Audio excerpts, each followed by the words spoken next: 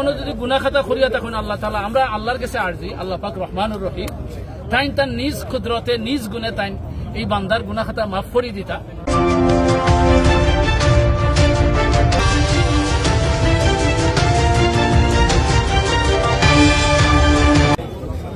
আইনজীবী পেশার মাধ্যমে উনি সমাজে যে আইনের সঠিক ব্যবহার এর পিছনে মেহনত করে গেছে আর একজন সংস্কৃতির মানুষ হিসাবে সবসময় অপসংস্কৃতির বিরুদ্ধে তাই মেহনত করে গেছে। আমার লগে পক্ষার লাগে মিলত যে তাই সবসময় অপসংস্কৃতির বিরুদ্ধে সোচ্চার আছে। ফুফাতো বোন ডাক্তার জেসি মারা গেছেন সড়ক দুর্ঘটনায় ওদের 2 দিন আগে। ও 2 দিন আগে ওটা লইয়া তাই একটা খুব একটা শোকাবহ পোস্ট দিছ।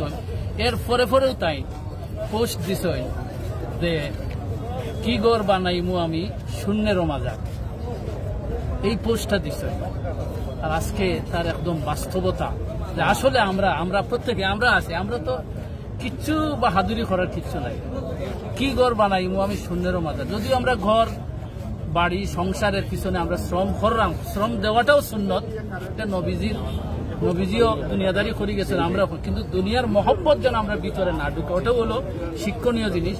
তো তাই একজন নেককার মানুষ আসলা, আল্লাহ তার সমস্ত নেকিরে তাই কবুল করুক আল্লাহ পাকে।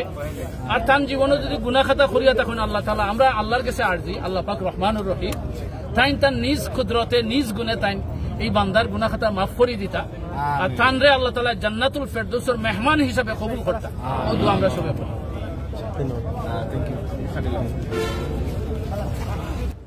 আমরা শোকসপ্ত পরিবারের প্রতি আমাদের আইনজীবী পরিবারের পক্ষ থেকে সমবেদনা জানাচ্ছি। সাথে সাথে মহান রব্বুল আলামিন আল্লাহ পাকের নিকট আমরা দোয়া করব আমাদের